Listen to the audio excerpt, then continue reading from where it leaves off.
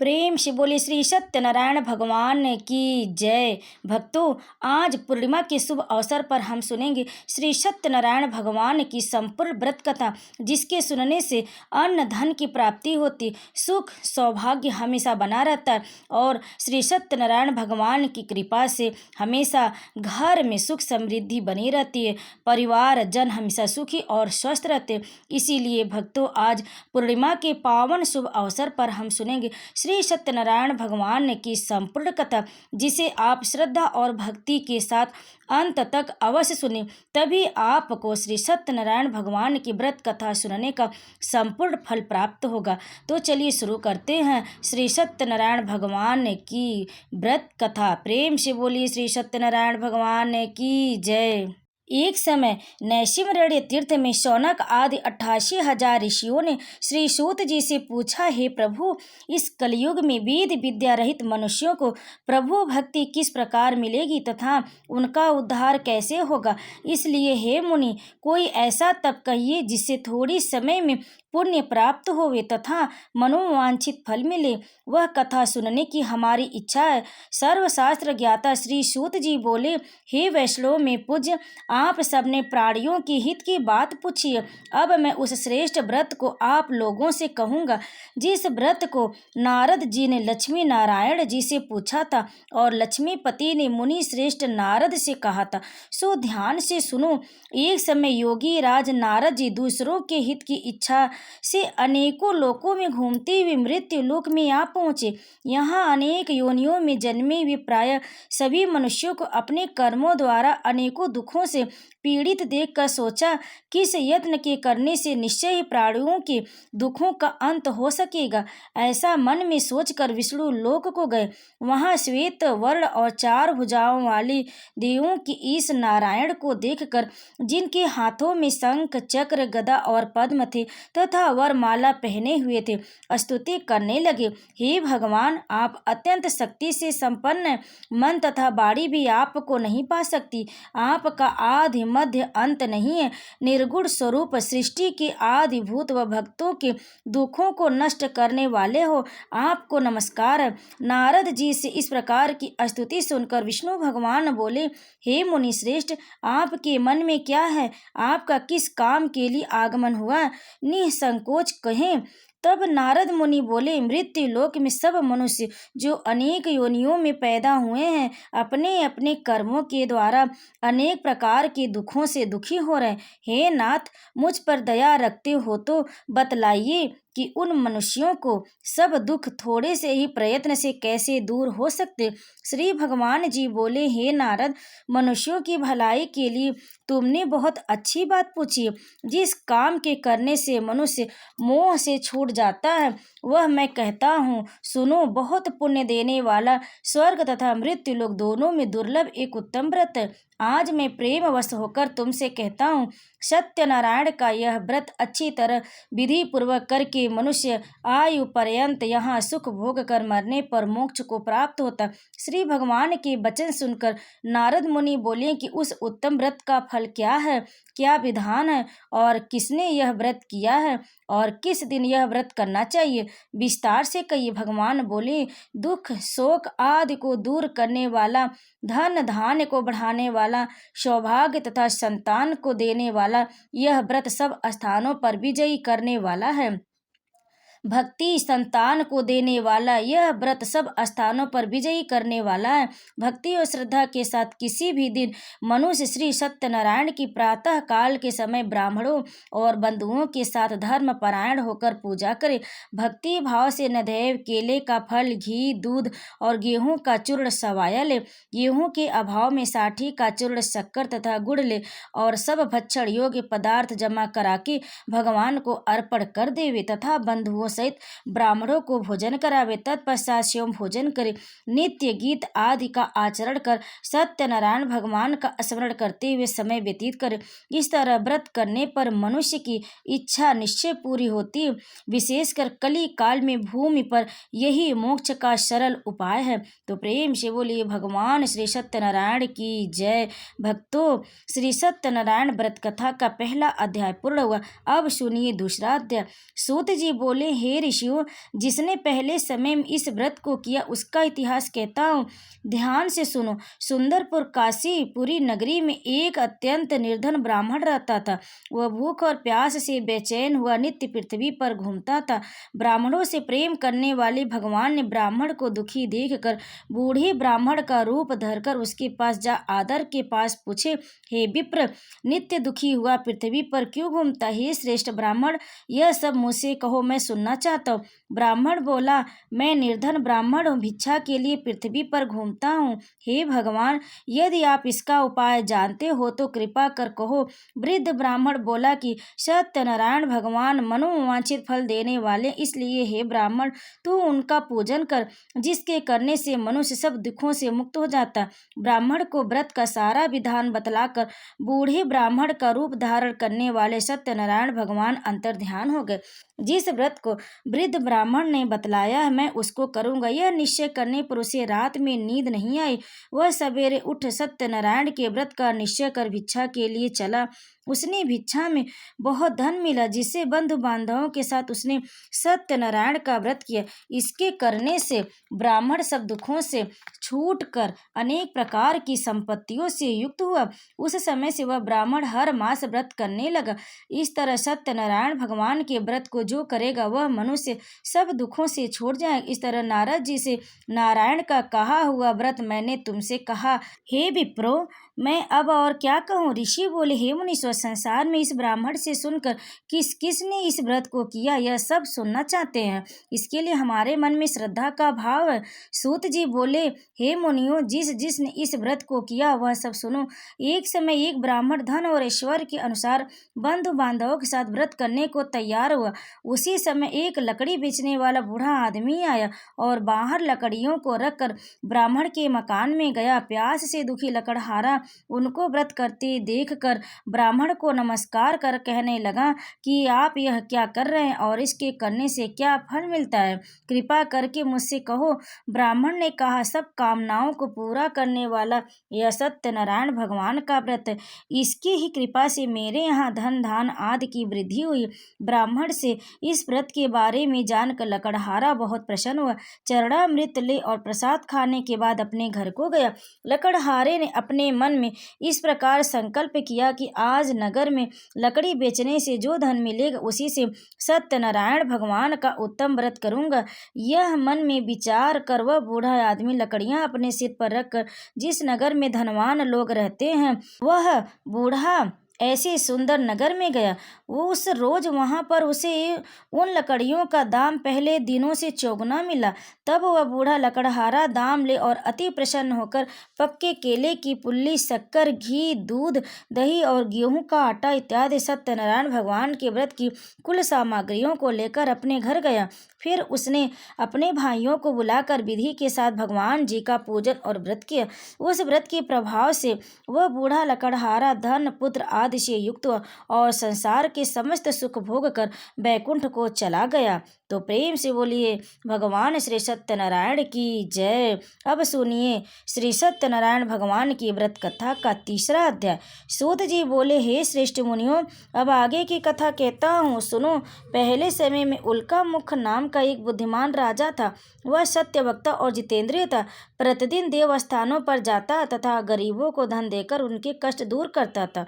उसकी पत्नी कमल के समान मुख वाली और सती साध्वी थी। भद्रशिला नदी के तट पर उन दोनों ने श्री सत्यनारायण का व्रत किया। उस समय वहां एक साधु वैश्य आए। उसने उसके पास व्यापार के लिए बहुत सा धन था। वह नाव को किनारे पर ठहरा कर राजा के पास आ गया और राजा को व्रत करते हुए देखकर विनय के साथ पूछने लगा, हे राजन, भक्ति युक्त चित्त से यह आप क्या कर रहे हैं? मेरी सुनने की इच्छा है, सो आप यह मुझे बताएं। राजा बोला, हे साधु, अपने बांधुओं के साथ पुत्र आदि की प्राप्ति के लिए यह महाशक्तिमान सत्यनारायण भगवान का व्रत व पूजन किया जा रहा है। राजा के वचन सुनकर साधु आदर से बोला, हे राजन, मुझसे इसका सब विधान कहो, मैं भी आपके कथनानुसार इस व्रत को करूँगा। मेरे भी कोई संतान नहीं और इससे निश्चय ही होगी। राजा से सब विधान सुन व्यापार से निवृत्त हो वह आनंद के साथ घर गया। साधु ने अपनी स्त्री से संतान देने वाले उस व्रत का समाचार सुनाया और कहा कि जब मेरे पास संतान होगी तब मैं इस व्रत को करूँगा। साधु ने ऐसे वचन अपनी स्त्री लीलावती से कहे। एक दिन उसकी स्त्री लीलावती पति के साथ आनंदित हो सांसारिक धर्म में प्रवृत्ति होकर सत्यनारायण भगवान की कृपा से गर्भवती हो गई तथा 10वें महीने में एक सुंदर कन्या का जन्म हुआ। दिनों दिन वह इस तरह बढ़ने लगी जैसे शुक्ल पक्ष का चंद्रमा बढ़ता है। कन्या का नाम कलावती रखा गया। तब लीलावती ने मीठे शब्दों में अपने पति से कहा कि जो आपने संकल्प किया था कि भगवान का व्रत करूंगा, अब आप उसे करिए।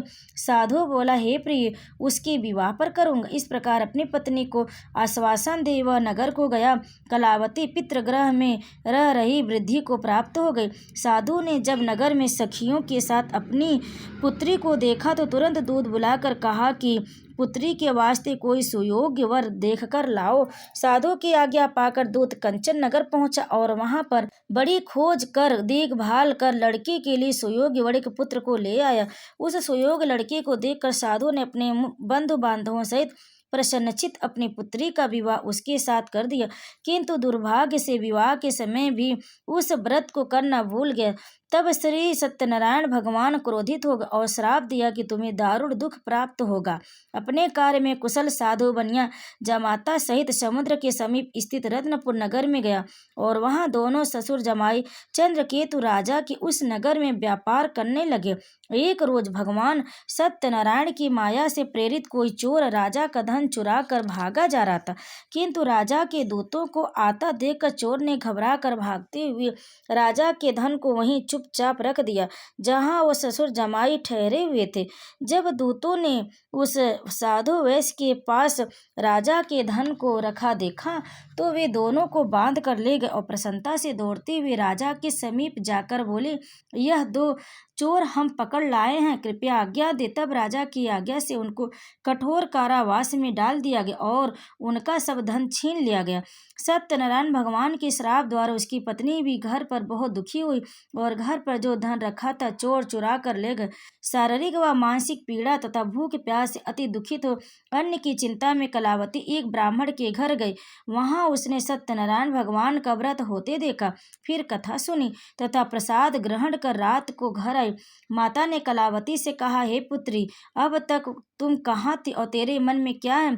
कलावती बोली, हे माता, एक ब्राह्मण के घर श्री सत्यनारायण भगवान का व्रत होते देखा है। कन्या के वचन सुन तुरंत लीलावती भगवान के पूजन की तैयारी करने लगी। लीलावती ने परिवार और बंधुओं से श्री सत्यनारायण भगवान का पूजन किया और वर मांगा कि मेरे पति और दामाद शीघ्र आ जावें। साथ ही प्रार्थना की कि हम सबका अपराध क्षमा करो। सत्यनारायण भगवान इस व्रत से संतुष्ट हो गए और राजा चंद्रकेतु को स्वप्न में दर्शन देकर कहा, हे राजन, दोनों वैश्यों को प्रातः काल ही छोड़ दो और उनका सब धन जो तुमने ग्रहण किया है दे दो, नहीं तो मैं तुम्हारा धन राज पुत्र आदि सब नष्ट कर दूंगा। राजा से ऐसे वचन कहकर भगवान अंतर ध्यान हो गए। प्रातः काल राजा चंद्रकेतु ने सभा में अपना स्वप्न सुनाया। फिर दोनों वणिक पुत्रों को कैद से मुक्त कर सभा में लाया गया। दोनों ने आते ही राजा को नमस्कार किया। राजा मीठे वचनों में बोला, महानुभावों, भावी वश ऐसा कठिन दुख प्राप्त हुआ, अब तुम्हें कोई भय नहीं। ऐसा कहकर राजा ने उनको नए नए वस्त्र आभूषण पहनाए तथा उनका जितना धन लिया था उससे 2 गुना धन देकर आदर सहित विदा किया। दोनों वैसे अपने घर को चल दिए और यह अध्याय यहीं पर समाप्त हुआ। तो प्रेम से बोले श्री सत्यनारायण भगवान की जय। अब सुनिए श्री सत्यनारायण भगवान की व्रत कथा का 4वां अध्याय। सूत जी बोले, वैश्य ने मंगलाचार करके यात्रा आरंभ की और अपने नगर को चला।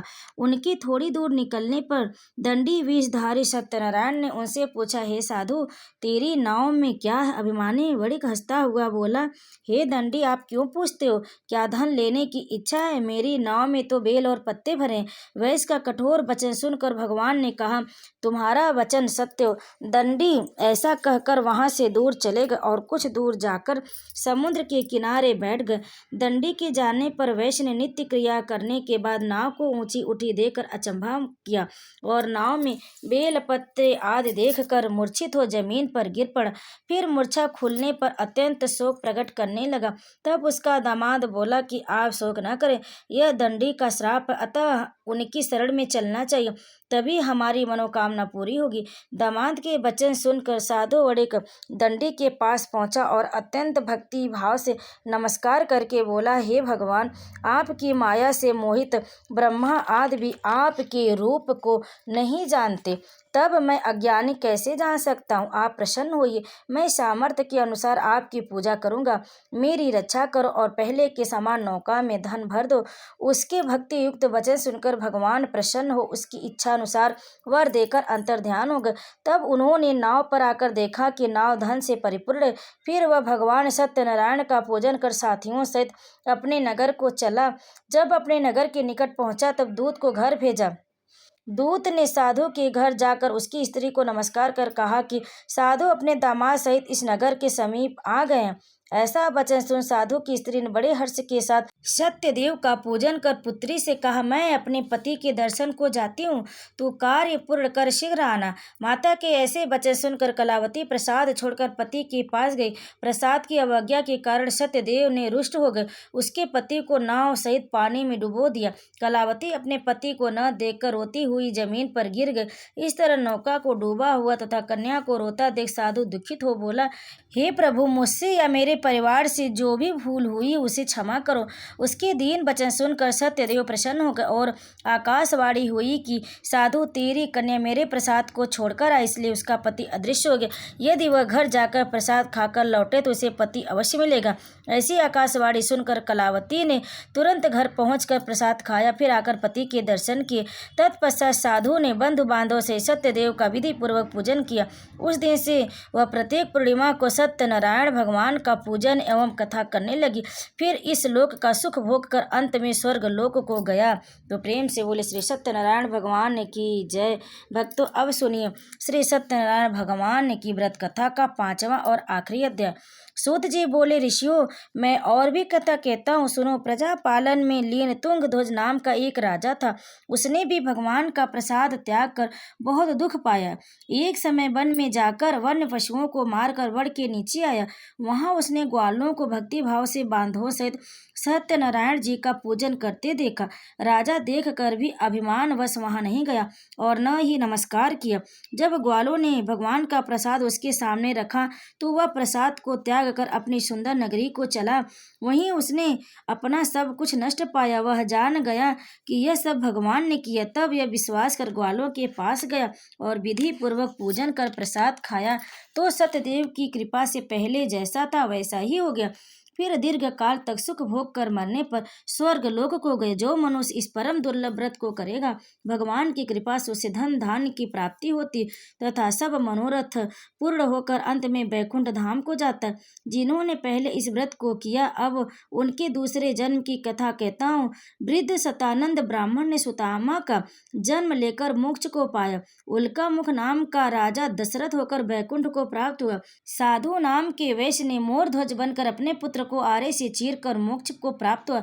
महाराजा तुंगध्वज ने स्वयंभू होकर भगवान में भक्ति युक्त कर्म कर मोक्ष प्राप्त किया। तो प्रेम से बोले श्री सत्यनारायण भगवान की जय। भक्तों, अब आइए सुनते हैं व्रत कथा सुनने के बाद श्री सत्यनारायण भगवान की आरती। ओम जय लक्ष्मी रमणा, स्वामी जय लक्ष्मी रमणा, सत्यनारायण स्वामी जनपातक हरड़ा।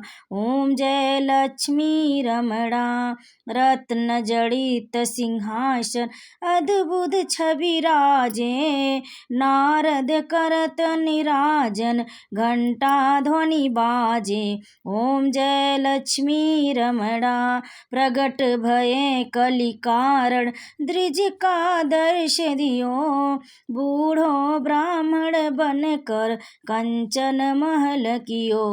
ओम जय लक्ष्मी रमणा, दुर्बल भील कठारो इन पर कृपा करी, चंद्रचूड़ एक राजा जिनकी विपत्ति हरी। ओम जय लक्ष्मी रमणा वैश्य मनोरथ पायो श्रद्धा तज दीनी। सो फल भोग्यो प्रभु जी फिर स्तुति कीनी। ओम जय लक्ष्मी रमणा भाव भक्ति के कारण छिन छिन रूप धर्यो। श्रद्धा धारण कीनी तिनको काज सर्यो। ओम जय लक्ष्मी रमणा ग्वाल बाल संग राजा बन में भक्ति करी। मन वांछित फल दीनो दीन दयाल हरि। ओम जय लक्ष्मी रमणा चढ़त प्रसाद शवाय कदली फल मेवा। धूप दीप तुलसी से राजी सत्य देवा। ओम जय लक्ष्मी रमणा श्री सत्यनारायण जी की आरत जो कोई नर गावे। कहत शिवानंद स्वामी मन वांछित फल पावे। ओम जय लक्ष्मी रमणा स्वामी जय लक्ष्मी रमणा। प्रेम से बोली श्री सत्यनारायण भगवान की जय।